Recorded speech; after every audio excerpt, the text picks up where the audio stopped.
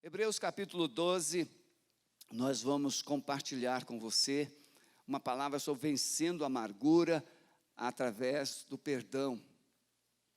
Nós temos na igreja de Jesus muita gente bem intencionada, muita gente esforçada, muita gente dedicada, mas ainda ferida, machucada com a sua história, com o seu contexto de vida pessoal, familiar, e nem sempre elas são identificadas ou elas são encontradas a tempo de poder ser ajudadas. Eu atendi recentemente uma pessoa que recebeu uma palavra de maldição do seu pai. E essa pessoa me disse qual foi a palavra de maldição que o pai proferiu a respeito de sua vida moral. E ele se comportou exatamente conforme aquela palavra proferida pelo seu pai. Você pode não acreditar, mas o pai é boca de Deus na vida do filho. Ou ele é boca do diabo na vida do filho. Mas pela graça de Deus você vai descobrir que quando alguém amaldiçoou você com uma palavra ou com uma atitude, você pode escolher viver. Você não precisa morrer. É a lei da herança e a lei da responsabilidade. Herança é aquilo que você recebe mesmo sem você ter participado. Mas a responsabilidade é o direito que você tem a partir de Cristo. Direito de escolha. Eu escolho viver. William está aí? William, que nós conhecemos lá no Parque Barigui? Pois é, Marcão, eu fui lá ontem caminhar. Aliás, me deixaram correr sozinho ontem, não é? Mas eu corri os meus 30 e poucos quilômetros, viu, Valdir? Eu ainda estou te esperando lá, Valdir. E aí, o dono da barraca de caldo de cana disse: pastor, o William voltou e falou que gostou muito. E se necessário, eu fecho minha barraca e vou levá-lo lá na igreja. Olha só, irmãos. Eu disse que você pode transformar sua casa, seu trabalho, sua faculdade, sua escola, até o seu lazer, em um momento de missões. Se você realmente for sal e luz. Se você decidir abençoar pessoas. Tá bom? Segui a paz com todos e a santificação, sem a qual ninguém verá o Senhor, tendo cuidado de que ninguém se prive da graça de Deus e de que nenhuma raiz de amargura brotando vos perturbe e por ela muitos se contaminem. Essa é a palavra dita a respeito de Esaú, que mesmo buscando arrependimento com lágrimas, não achou. Amargura é uma prisão. A mágoa, má água, água amarga. O povo sai do Egito e encontra água, e a água era amarga, porque aquela água, ela simbolizava, ela representava o passado do povo que estava saindo do Egito. Mas o povo saiu do Egito, mas levou o Egito no coração. Por isso o povo continuou magoado, ferido com a sua história, ferido com as suas experiências de vida. E por isso essa mágoa, esse ressentimento, sentir de novo, vai construindo uma fortaleza, vai construindo um aprisionamento na alma da pessoa. Eu não sou psicólogo, mas os psicólogos são muito bons nisso. Silvana, Marivaldo, Zenilda, Anne, não é? E a Marcinha está aí quase se formando. Mas a pessoa, e elas têm uma facilidade de falar sobre esses assuntos, porque tem uma profundidade maior. corpo, alma e espírito. O seu corpo é esse objeto, bonito ou feio, que você mostra para todo mundo. Então fala assim para o seu irmão: sou eu. Sou eu, né, Jário? Sou eu. Seja bonito ou feio, é você o corpo. Ninguém acha a alma bonita. A não ser, quando é que a gente acha a alma bonita? Através do comportamento. Através das ações. Através dos movimentos. Mas uma pessoa ferida, ela não produzirá esses comportamentos que a enobrece, mas que a empobrece. Porque ela reproduz. A Bíblia diz, Jesus disse, a boca fala do que está cheio o coração. Então não tem como você tirar água doce de um pote de água salgada. Não tem como você tirar água salgada de um pote de água doce. É Jesus que fala isso. Então essa amargura, ela vem, você ouve desde o ventre. Você recebe tratamentos bons ou ruins desde o ventre.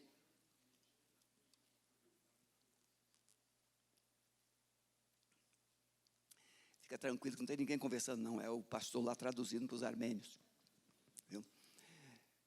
Então, você ouve desde o ventre, você recebe manifestações quando você nasce, e durante todo esse processo da sua vida, você vai construir um conceito, uma identidade de quem você é. Se você é aceito ou não, se você é bom ou não, se você é feliz ou não. Então essa amargura constrói essa fortaleza, essa prisão, e até Jesus passou por isso. Se você é alguém que foi maltratado, rejeitado, estigmatizado, Jesus passou isso. Jesus era rejeitado pelos seus irmãos, só você ler lá o capítulo 7 do Evangelho de João. Os irmãos de Jesus não criam nele. Quem cria em Jesus na família dele era a mãe dele. Os irmãos não, só se converteram depois da ressurreição. Então o próprio Jesus, a palavra diz que ele veio para o que era seu, os judeus. Mas os seus não receberam. Jesus foi rejeitado em casa pela sua família e foi rejeitado pelo seu povo, pela nação judaica. Ele veio para os seus, ele veio para os judeus, mas os judeus não creram nele. Então o grande desafio é aprender como lidar com essas cargas, com esses sintomas, com essas emoções tóxicas que nós desenvolvemos e carregamos na nossa vida. O nosso cérebro tem um sistema nervoso e ele tem 2 canais, o somático e o autônomo. Você sabe que eu sou muito estudioso. E eu tive que estudar muito para falar sobre isso. O que a gente estuda muito para falar em 30 segundos, depois o assunto acaba.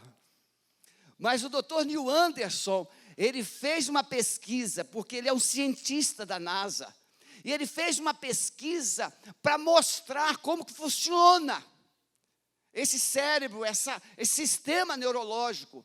O canal somático, ele funciona, ele se manifesta através dos 5 sentidos e dos seus movimentos esqueletais. Mas o seu canal autônomo, ele se revela e se manifesta nos seus órgãos vitais, como coração, rim, tireoide. Então não tem como, quando você tem uma taquicardia, não tem como você dizer para o seu coração: ei, calma aí, quieta.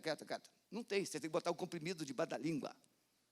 E aí esse comprimido manda uma ordem química para o seu cérebro, e aí o seu coração se acalma. Estou certo, doutora? Estou certo? Presta atenção no que eu estou falando. Então, veja bem. Se eu falar para o coração, ele não obedece. Mas um comprimidozinho pequenininho dá uma ordem e ele obedece. Porque é química. Então, as emoções também são químicas. Tóxicas dentro de você. E quando você não lida com ela para expurgá-las ou resolvê-las, elas vão matando você de dentro para fora. causando artrose, artrite, tumores e outros problemas mais. Parada renal, parada cardíaca, AVCs. E você não sabe, mas está tudo bem até explodir. Por quê? Porque você é um amargurado que vai carregando, vai enchendo, até que o pote vai transbordar e você morre, sem saber nem porquê. O grande desafio, então, é aprender a lidar com essas cargas de rejeição, de injustiça que nós sofremos. Alguém já disse, o pastor Cote fala, e tem outros escritores também, que o grande desafio, o grande problema, a grande questão não é o que você ouve, não são as palavras que as pessoas falam e fazem contra você, mas a resposta que você dá a essas palavras e a essas ações. Por exemplo, alguém diz assim, você não presta, você pode absorver e você pode rejeitar. Se alguém disser para mim, você é feio, pastor, eu assim, você já perdeu. Porque eu chego na frente do espelho e falo, a minha filha Lília está aí? Está lá. A minha filha é minha fã. Ela diz assim, pai, o senhor é incrível. Quando ninguém elogia, o senhor mesmo se elogia. Porque a minha autoestima é ótima. É por isso que eu gosto tanto de você. Mesmo às vezes sem você merecer, como nós acabamos de cantar aqui. Porque o amor, ele faz a gente amar pessoas que às vezes nem elas se amam. Né, vovó Vilma? Eu amo muito a senhora, mas a senhora deu alguns créditos. E assim a gente vai lidando então. Então não importa o que fizeram conosco, ninguém pode nos ferir sem o nosso consentimento. Mas você ouve, pronto, e tranca. Você vê e logo se entristece. Isso implica com a escolha que fazemos com aquilo que fizeram conosco. Então, o que é que estão fazendo contra mim? Eu preciso dar uma resposta saudável ao que fizeram contra mim. Princípios, então, importantes a respeito do perdão. Bem, eu sei que você já está olhando para o relógio, mas me falar assim, pastor, por favor, prega mais tempo. Mas eu não vou pregar mais tempo. Princípios importantes acerca do perdão. Perdão não é sentimento, eu não sinto vontade. Então te dou uma boa notícia, você não precisa sentir vontade de perdoar ninguém, é só perdoar. Que coisa boa. Eu nunca senti vontade de falar com ele, não precisa sentir vontade, vai lá e fala. Eu nunca senti vontade de abraçar, vai lá e abraça. Você não precisa sentir vontade. O médico diz assim, você não precisa sentir vontade de comer, você tem que comer. Alguns o médico tem que dizer, você não pode comer. Tem vontade demais. Não é? Perdão não é uma opção. Se você achar, se você entender, se você quiser. Não, perdão é mandamento de Deus. Jesus mandou perdoar. Deus mandou perdoar. Então, quando você decide perdoar, os céus inteiros trabalham em seu favor. Porque Deus quer que você perdoa. Deus quer que você ame as pessoas. E eu não vou ler os textos, está lá. Depois, se você quiser, é só você ligar lá para a secretaria. A Soninha manda isso aqui, tudinho para você, pelo seu e-mail, tá bom? Perdão não é esquecer. Pastor, eu perdoei, mas eu não consigo esquecer. Não, você não perdoou, porque perdoar não é esquecer. Perdoar é não tomar mais aquele elemento como dívida. É não cobrar dívida. Perdoar é você não usar mais aquele fato contra a pessoa. É você não cobrar mais aquilo que você já perdoou. Isso acontece muito no casamento. Aí resolve o problema, se perdoam, se beijam, a coisa fica muito boa. Mas, um belo dia a encrenca volta. É assim porque você já fez. Aí voltou, vomita tudo de novo. Não, quando a gente perdoa, a gente não pega a dívida passada para cobrá-la no presente. Mesmo não esquecendo, Deus não pede que você tenha amnésia. Deus pede que você não seja algoz do seu irmão. Não seja verdugo do seu irmão. Não cobre a dívida do seu irmão. E a Bíblia fala, não sei por que eu estou com uma boca tão seca hoje. Eu estou falando com calma, não estou?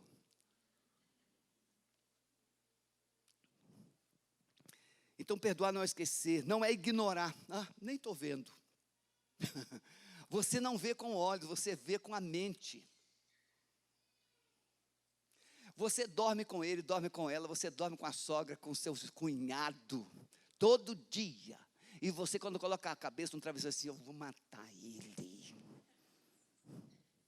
Quando você pensa na sua sogra, você fala assim, não quero nem vê-la pintada de ouro. Não sei por que as pessoas têm problema com sogra. Eu não tenho problema com a minha sogra. Minha sogra é uma bênção na minha vida. E dessa vez eu não vou falar que é porque ela mora a 850 quilômetros de distância. Não, eu disse que eu não ia falar isso. Eu não falei. Perdoar, então, é revelar a graça, a misericórdia de Deus. Quais são as fases do perdão? Perdão exige caminhar na direção do ofensor. O ofensor está aqui, o ofensor está ali. Então eu preciso o quê? Para eu perdoar, eu tenho que caminhar para lá, na direção dele, até chegar a ele. Mas tem gente que quer perdoar assim, não, fica no seu canto, que eu fico no meu, cuida da sua vida, que eu cuido da minha. Não, isso não é perdoar. Isso é fingir que resolveu, jogar para debaixo do tapete. Como é que começa? A gente começa com indiferença. Não estou nem vendo. Mas a mente está fervilhando. Eu mato. Eu andei com não vou nem dizer qual a função, eu andei com uma pessoa uma vez de carro, que me deu uma crise de riso. Já viu pessoas com caguete? Gente, eu sou terrível, quando eu vejo coisa, me dá uma crise de riso. E aí, de repente, essa pessoa está lá dirigindo, né? Ô, pastor. E aí ele colocava a mão assim, na porta do carro. Pastor. Aí eu pensei que ele estava se coçando, né? Mas ele fazia isso constantemente. Aí me disse assim, é cacuete. Me deu vontade de chamar a esposa dele, dar uma dura nela. Como é que você não ajudou o seu marido a se libertar desse caguete até hoje? Agora já está viciado. Tem que ir para uma clínica. Mas você já viu caguete? Caguete é a coisa que você nem percebe que você tem. A criança tem caguete de enfiar o dedo no nariz. Depois não sei o que faz com o dedo. Indiferença, não adianta você tentar ser indiferente. Não, ele não me incomoda, ela não me incomoda, não adianta. Mas começa assim, a gente tenta ser indiferente. Isso não aconteceu, ela não me incomoda, ela não está aqui, ela não está.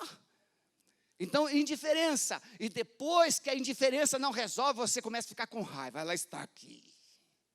E você começa a desenvolver raiva. Irmãos, eu tenho tanta coisa para dizer, que eu só vou falar isso. Raiva é a reação que surge quando entendemos que a única alternativa é perdoar. Mas você tem que perdoar. Aí você fica com mais raiva por causa do que ela fez, e mais raiva porque você tem que perdoar. Por que que eu tenho que perdoar se foi ela que pecou? Aí você fica com raiva. Depois você entra num conflito, o sentimento da crise, que se percebe que você pode perdoar, mas você não quer perdoar. Eu posso, mas eu não quero. Eu posso dar, mas não dou. Eu posso ir, mas eu não vou. Eu posso falar, mas eu não falo. Eu posso liberar, mas eu não libero. Está aqui, no meu cabresto. Então você entra nesse conflito do que Paulo viveu esse conflito lá em Romanos 7. O que eu quero fazer, eu não faço, mas o que eu não quero, eu faço. Então, perdoar, você sabe que pode, mas você não quer. Você não decidiu. Frustração, aí você sai do conflito e entra numa frustração. O que é frustração? É quando você percebe que a coisa está ficando, você está ficando no débito. A convicção que o perdão é o único caminho e que você pode perdoar, mesmo não gostando da ideia. Deixa, a coisa sempre sobra para mim. Quando eu era criança, eu tinha o apelido de Jeremias, porque eu chorava muito. Por que eu chorava muito? Eu era de uma família de 9, o anticaçula. O caçula não tinha condições de fazer nada. E então sobrava para quem? Sebastião, já era eu. Por quê? Faltava açúcar, era eu. Tudo era longe. Faltava isso, era eu. As coisas pequenas que ninguém queria fazer. Sebastião, levantar às 5:30 da manhã. Perdão. Levantar às 5:30 da manhã. Naquele tempo não tinha ainda fogão a gás. Na minha casa. Claro que já tinha. Na minha casa ainda não tinha. E aí tinha que levantar, acender o fogo. E acender fogo do frio é muito chato. Sebastião, aí a gente tinha que acender o fogo.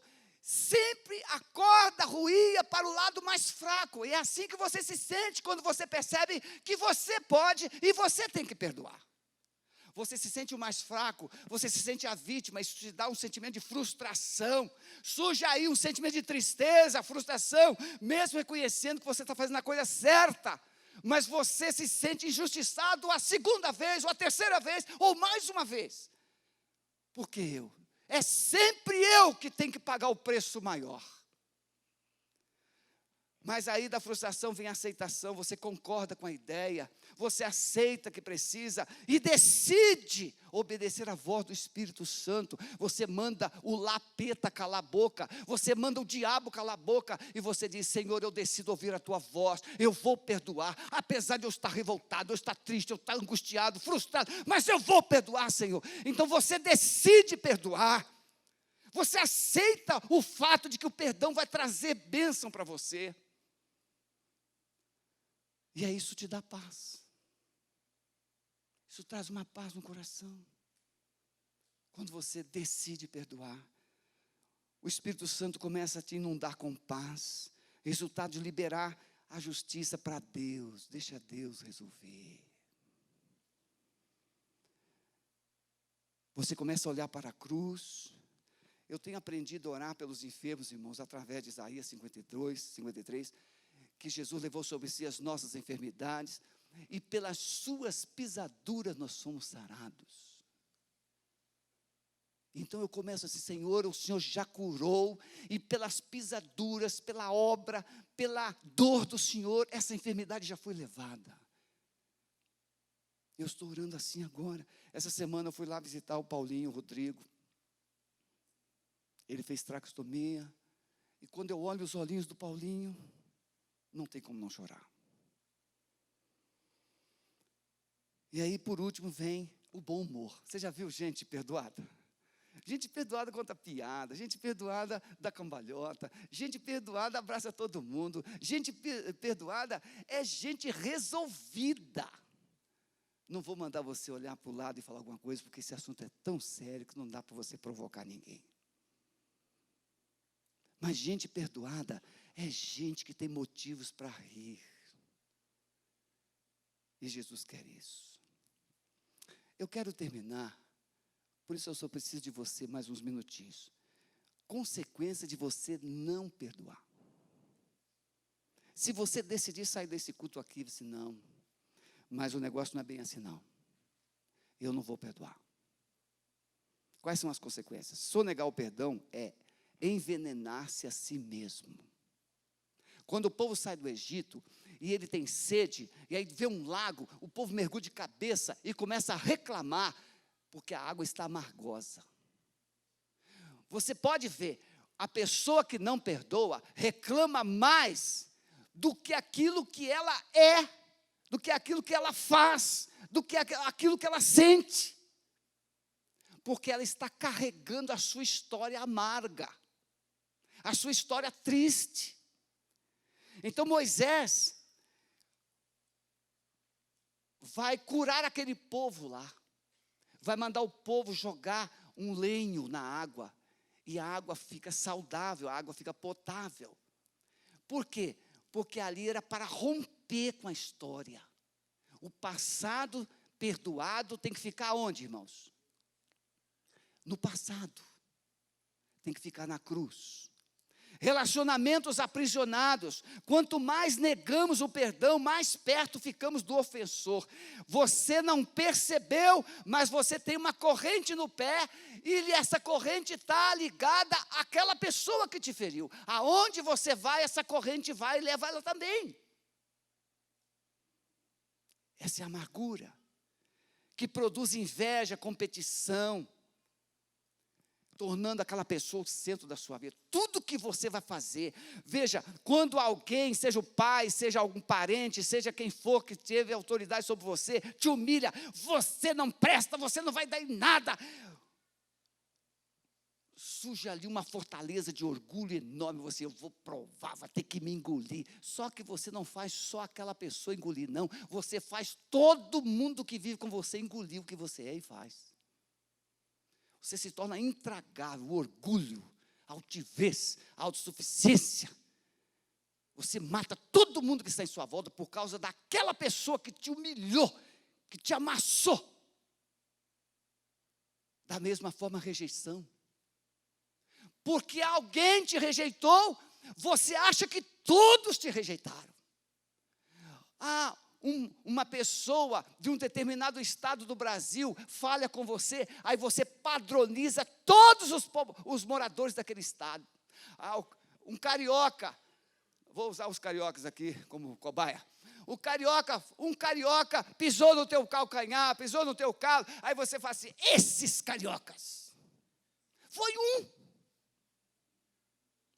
um pastor, um crente, e aí você fala, porque esses pastores, esses crentes, você maltrata todos, porque a amargura fere você, e você sai ferindo pessoas.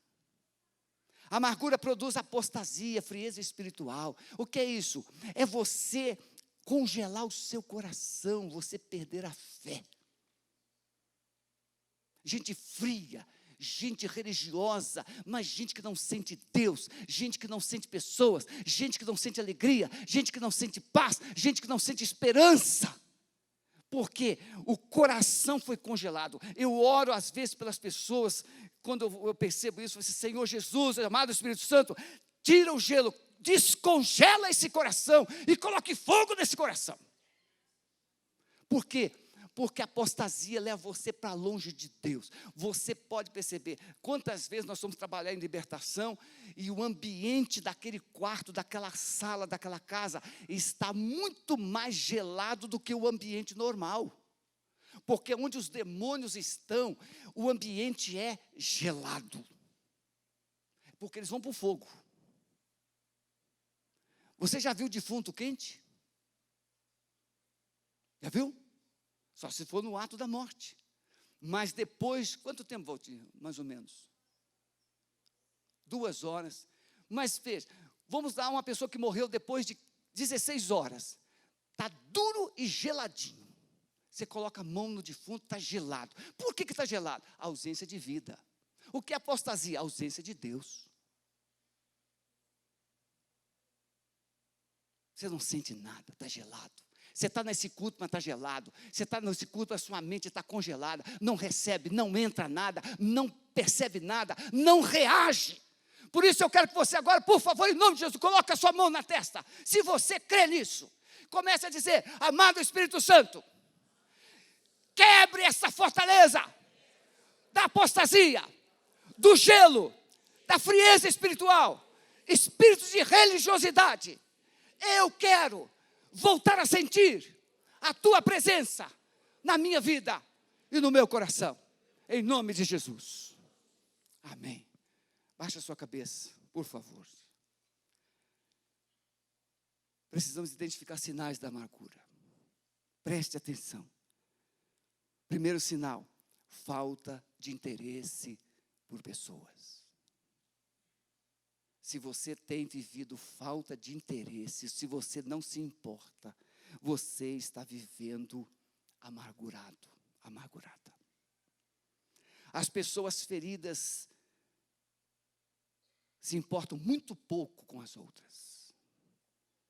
Segundo, falta de transparência. Tentam de todas as formas encobrir por causa da vergonha e do medo. Não acreditam. Ficam melindrosas, hipersensíveis. Têm medo de novas relações porque não acreditam. Ficam na defensiva.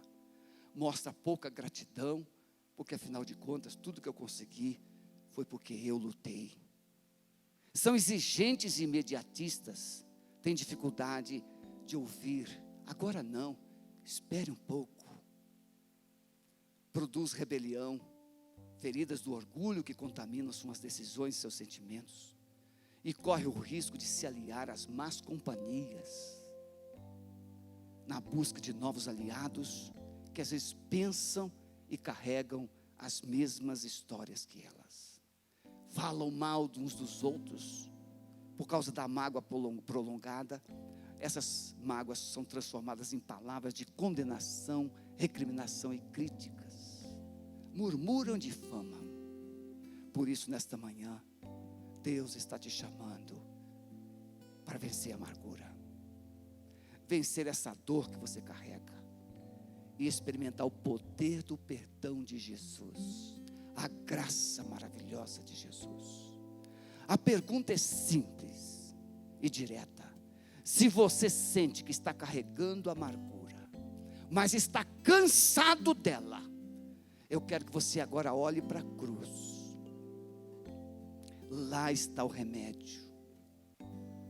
O Deus que se fez carne, que se humilhou a si mesmo, morrendo no seu lugar, para te perdoar e te libertar de toda a dor. Se nesta manhã você quer se libertar da sua amargura, da sua dor, do seu ressentimento, deixe o seu lugar rapidamente e venha aqui à frente, que nós vamos orar por você, em nome de Jesus.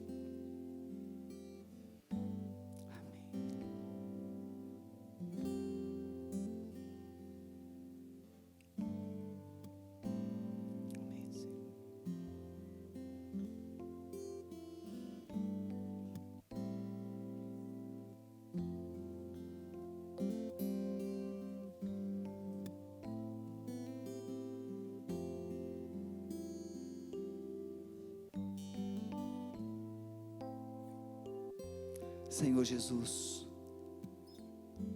corações feridos estão cansados e querem cura. Derrame tua graça sobre essas vidas. Derrame o teu amor sobre esses corações. Derrame a tua paz. Traz cura sobre eles. Quebra todo jugo. Quebra toda dor. Quebra toda angústia, Senhor. Nós cobrimos cada um desses corações e mentes com o poder do sangue da cruz. Nós abençoamos para essas vidas, no nome de Jesus. Vamos em pé, esse Espírito, cantar pelo menos o refrão do que está sendo cantado, em nome de Jesus.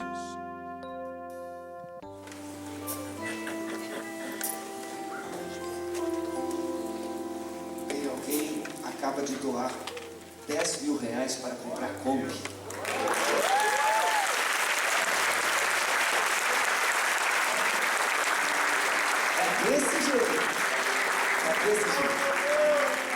Deus abençoe, muito obrigado. Assim estamos encerrando o nosso culto. Vai na paz.